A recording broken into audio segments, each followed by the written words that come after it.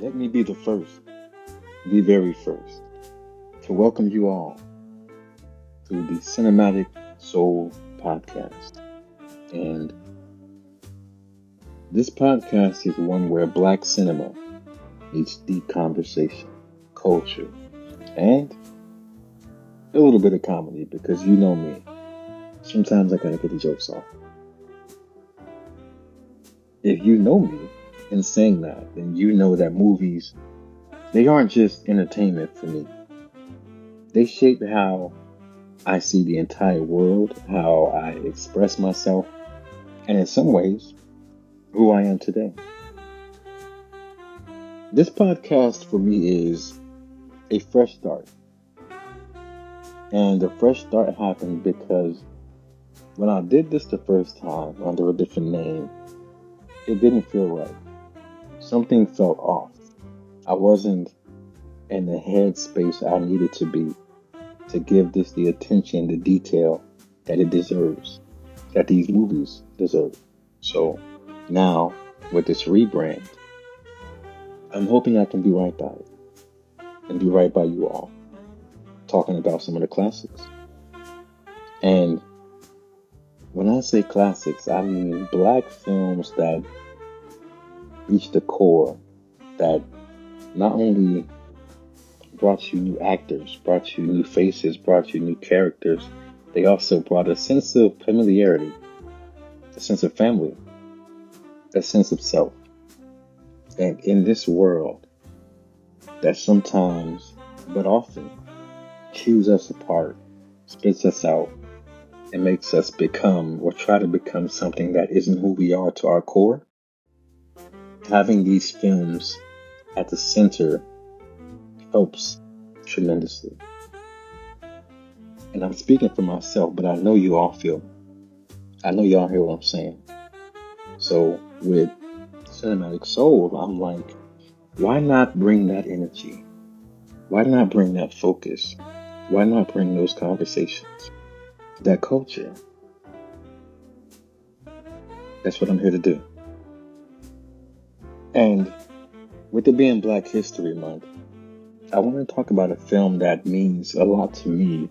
And in history, it's not one of those, they came, they saw, they conquered films, or they went the distance.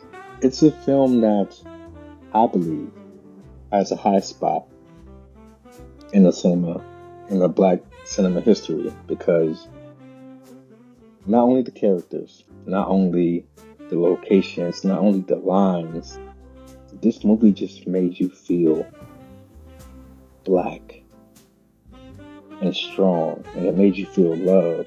It made you feel romance, at least for me. And the film that we're starting with today is the one and only Love Jones. What a better way to start, right? What a better way to start than with a film that is poetry in motion, quite literally. Let's do it. So you might say, what makes Love Jones timeless, right? Let's be real. Some movies age. Some movies become a vibe that never dies. Love Jones, to me, is the latter in every sense of the word. Love Jones was released in 1997, and this film didn't just tell a love story. It very much indeed felt like one. It captured a moment, a culture, and style that to this day is still unmatched. A style that people try to recreate. A style that people learned from and found a sense of comfort in, myself included. The chemistry, the dialogue, the music, it was just all A1. Again, this was not just a romantic drama. This was Black intimacy on screen in a way that we rarely ever saw before. Because sometimes when they show Black couples, when they show a Black man and woman who are coercing each other and trying to figure things out, it's always in a manner that doesn't represent everybody. And I feel like this film helped show a different way, a different group of people. While they were familiar, they were characters that made you go, wow, that's not like this movie. That's not like that movie. Some scenes, some might say, are kind of boring for that reason. But those scenes are why I love it, because that's very much a real feeling. That's very much a real personality for some people. And it was raw. Some scenes were raw. Some scenes were unpredictable. Some were unexpected. But at the base, they were all real. Every single part of it. But what really makes it timeless, I'd say the way it explores love as not as a fairy tale, because love isn't that. Love isn't always perfect. This wasn't a cute meetup, boy meets girl type film. It was messy. And a lot of scenes, which one we'll get to later. It was passionate. It was grown as hell, artsy as fuck. Attention to detail in every aspect. The poetry, the way the words flowed, the lines the characters said to each other, the camera angles, the facial movements, the fingers pointing, and every single thing in between is what makes this movie special. But at the heart of it all, there were two people just trying to figure out what love even means. You know? Hmm. Who's who? The players in this game of love. Now, you can't talk about Love Jones without talking about the characters. Because this cast gave us some of the most effortlessly cool performances in black cinema. We get to the one and only Darius Love Hall, my boy. My boy Darius, played by Lorenz Tate. Darius was the smooth talking poet, hopeless romantic, and king of saying the right thing at the wrong time. And the famous line, "Is that alright?" I may or may not have said that over, give or take, 5,000 times so far in my life. Don't judge me, y'all. I see you looking, I see you smiling. Don't judge me. I'm being real with y'all. Then we get to Nina Mosley, played by Nia Long. And she was the independent artistic photographer who has her own dreams, but she finds herself drawn into Darius's rhythm and tries to see if she can make that work with hers. Did it work? Savon. One of my favorite characters watching this movie now as an adult is Savon, played by Isaiah Washington, who is an actor who we will talk about more in the future. He's one of those guys where his art is amazing, right? The things he can do on film, like in this film in particular, he wasn't one of the main two. He wasn't the head honcho, but every scene he was in my opinion, he stole. When he was on camera, he made you look up. He made you watch. He made you follow his words, his actions. And I don't take that for granted. He played the role of Darius's married but struggling friend who swears he's got all the answers. But he's out here lost himself. Now that one right there, like I said, in my adult life, man, speaks volume. Then we get Eddie, played by Leonard Roberts. The cool and collected friend, always in the mix, but playing it low key. Mr. Suave is what they called him. Cat Daddy. Sheila, one of my other favorite characters, played by Bernadette Speaks. She was the home girl that we all need. dealing with the weight of everybody's issues while also trying to hold her own down. I see you at the record stop, Sheila. Do you think?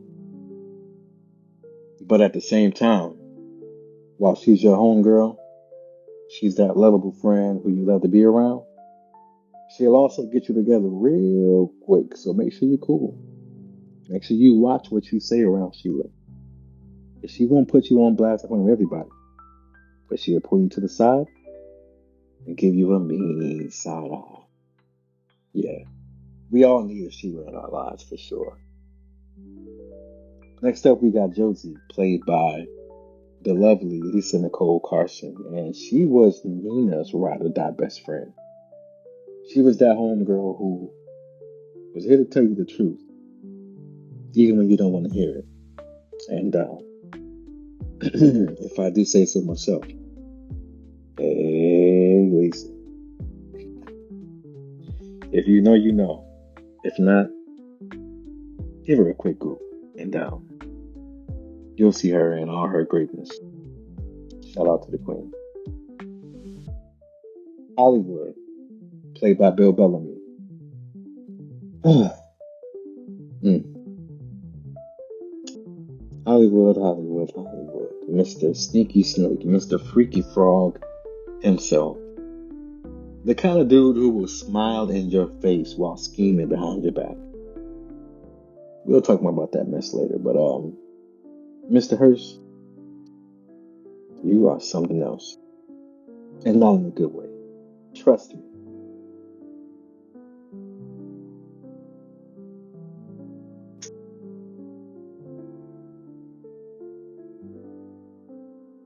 The friendship dynamic and that snake move.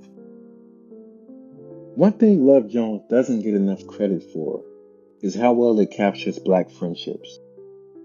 Darius and his homeboys and homegirl, shout out to Sheila, they were a real crew of people who were debating life over a game of pool, hyping each other up, checking in when necessary. And that is an incredible part of this film. The fact that you could tell they all care for each other, even though they would crack jokes here and there, as friends do. I'm going to talk about you. But at the same time, I'm going to make sure you're good. And I'm going to make sure that you have what you need in this world. If I can help you, cool. If not, I'm going to try my damnedest to get you there. While also calling you a POS, because it's got to keep you humble. That's what they were. And Nina and Josie, that was sisterhood. Those conversations you can only have with that one homegirl that no one else would understand. No one else would be calm enough to not judge you, to laugh with you. That was those two. That friend who will hold you accountable but also let you be vulnerable, who will keep your deepest secrets. You need those in life. And I say we get back to it. There's Hollywood. Hollywood. Dog. So let's talk about that for a second. Hollywood is the kind of friend that's going to slide in there the second he sees you and your girl going through it.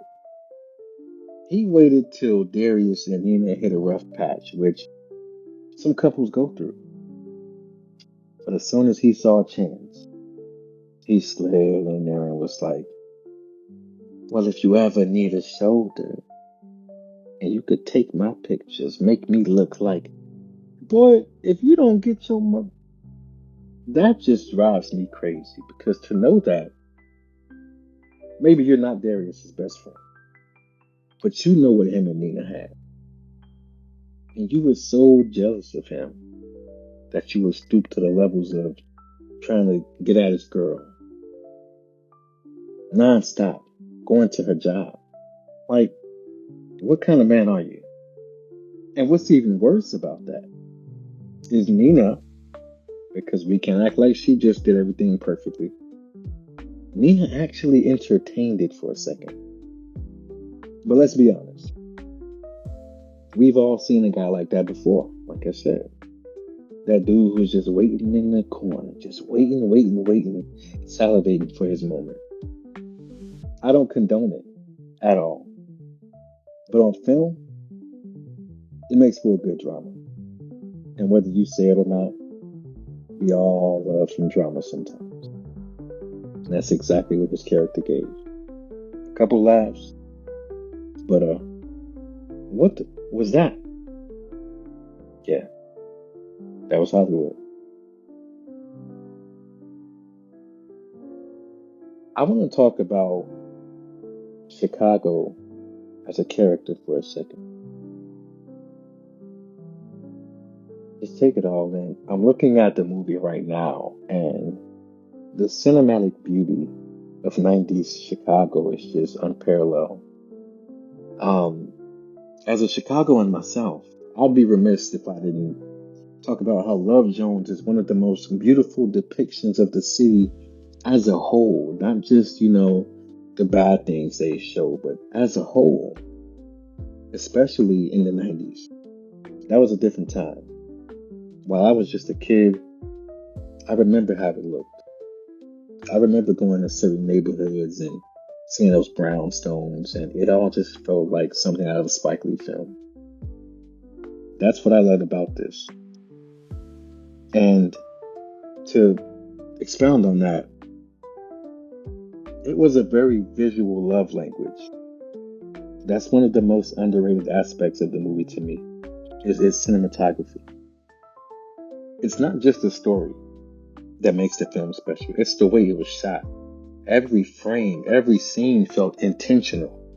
The rainfall, the song choices in the background, the subtle movements of every character, the colors. They created an atmosphere that felt perfect for the emotional state of Darius and Nina. Whenever there was a rough patch and things would speed up, whenever there was confusion, things would slow down and pause for a second. Whenever it felt good, you could feel that warmth through the screen. This film is drenched in warm tones and deep shadows, like I said before, and the moody lighting that gives it an intimate, almost dreamlike feel. You know that soft glow in the background, the street lights, reflecting on the wet pavement, the flickering candles and the poetry lounges, and even the cigarette smoke, you know. In a jazz lounge, especially back in the day, you would see some cigarettes in the corner, and the smoking section wasn't outside. You could do it indoors. But the way they pulled it off in those scenes, I think it captured the essence of the vibe they were going for. And it made you feel everything that you would feel inside those lounges, even from watching it on TV or from watching it at a theater. I could feel it. So I know you could. Cinematography is one of those things that I think we should appreciate more, because these people dedicate so much time to creating this world and pulling you in, drawing you into this world that some of us never want to leave. It's an escape. It's comfort, but also an escape. The way the director, Theodore Witcher, just uses those close-ups, man. Yeah, I can't get enough of it. Especially when there was a scene where you could tell there was some drama happening. There'd be a close-up, beat, close-up, beat. Darius and Nina, eye contact, the back and forth camera work and that connection. We all felt it. You could feel it. That scene where, y'all know the one, that scene where he read his poem that he, out of the blue, dedicated to her, a blues for Nina. The camera work in that scene was just outstanding.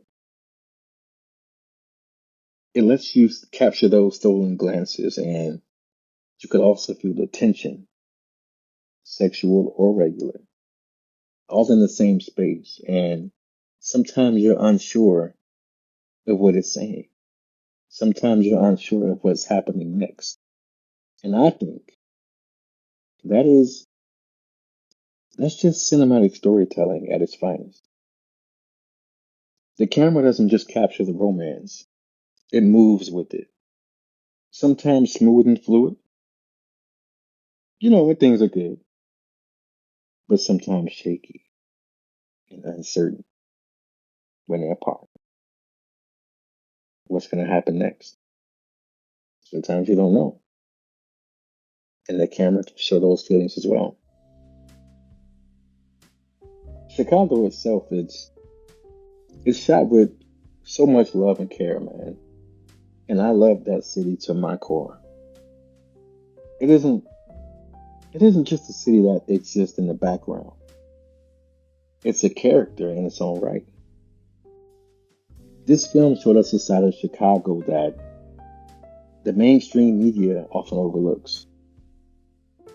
Because if you open your eyes, you will see.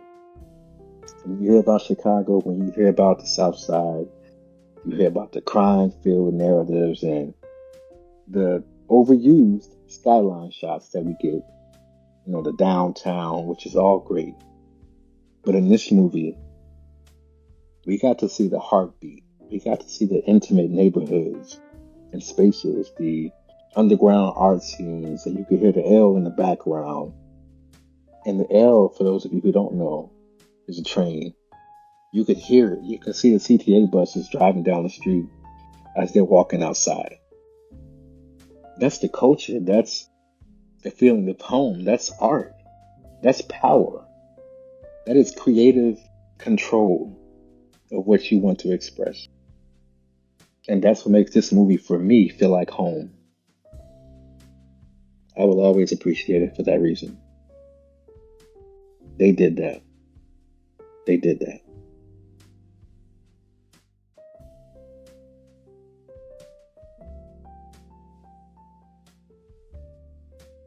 The soul of Love Jones and what it truly means. At its core, Love Jones isn't just about love. It's about timing. It's about how love doesn't always happen the way we expect it. And how sometimes we have to grow into that love. That love that we think is meant for us. We have to be patient to it, while also being kind and understanding. Because love isn't perfect. When has it ever been perfect? Darius and Nina did not have a perfect love story at all. But that's what made it feel real to me. Sometimes you have to lose each other in order to appreciate what you had and what you can have in that person or the next. Sometimes life forces you to choose love instead of just falling into it.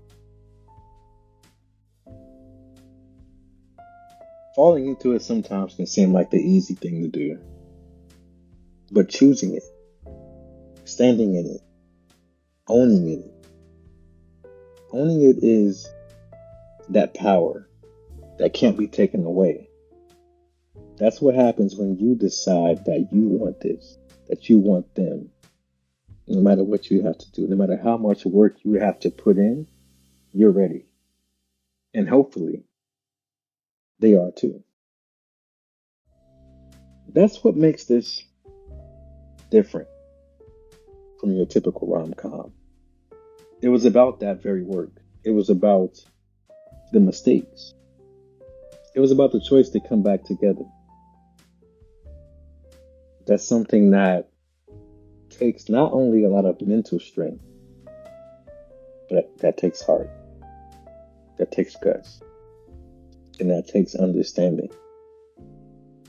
Some people can, some people can't. Can you? Who knows?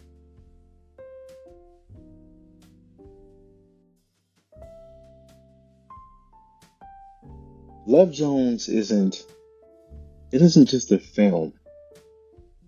It's a moment. It's a moment in black cinematic history. It dared to show black love in a way that felt sophisticated, that felt intellectual. It felt deeply passionate, without falling into the melodrama or stereotypes. It gave us characters that felt real. Sometimes real messy Hollywood, I'm looking at you, you dirty dog. That's a real character. It showed us that mainstream films don't have to be portrayed in a certain manner. It showed us that you can have the laughs, you can have the goofy moments, you can have the but a film like this,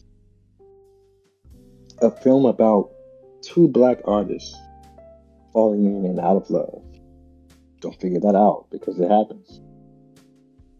Having deep conversations about life and navigating their emotions in a world that often tells us to suppress them, that was rare. That was rare in 97, and that's still rare to this day in 2025. The fact that we still talk about Love Jones nearly 30 years later proves that impact. There was an ad about a month or two ago where they had Darius and Nina in current day with their daughter. And about 10 minutes after that ad was posted, I checked on it and it had over 25,000 likes. Right? People in the comments, everybody resharing it. Because some things are meaningful. Not just for nostalgic sake, but some things matter more to some people. And Love Jones expressed that black love, that beauty, without tragedy, without the suffering, without that weight of trauma defining characters every step you take. And yes, those are important stories to tell. Not taking that away. But we also need these stories. It's about the beauty of connection, the struggle of timing. Timing is wrong way often than we think it is. Stuff can be too early, can be too late, or you just really never know. You're not sure, but you gotta make it happen anyway. It's that reality that love is much about a choice as it's about fate. And let's be honest, who among us hasn't had a Love Jones moment in life? Not exactly the same way, of course, but some kind of parallels to your life. Some kind of similarities. The person you can't quite shake, even when you try. When you move across state to state, trying to forget that person, to move on with your life, to find different meaning in your life. But that person inspires you and you want to go back. That is one of the most real things about this movie. And that's why most of us love it. This movie resonates. It's not a perfect love story, and I'm kind of glad it's not. Because who wants perfection? Not a grown-up. This movie is for the grown-ass people out there. The people who love culture. The people who love blackness. The people who love life and storytelling and passion. That's what this was about. That's what this was for. This is a real one. And that's why Love Jones still matters. And that's also why This was the perfect film for me to kick off this podcast, The Cinematic Soul, and Black History Month. So shout out to you. Thank you for listening. Thank you for being here. Thank you for sharing this. Thank you for liking it. Thank you for sending me a DM telling me how you feel about it. I can't wait to give y'all more. This podcast won't be like your average film review podcast where we dive into scene by scene and character by character and digging into the plot. This one is for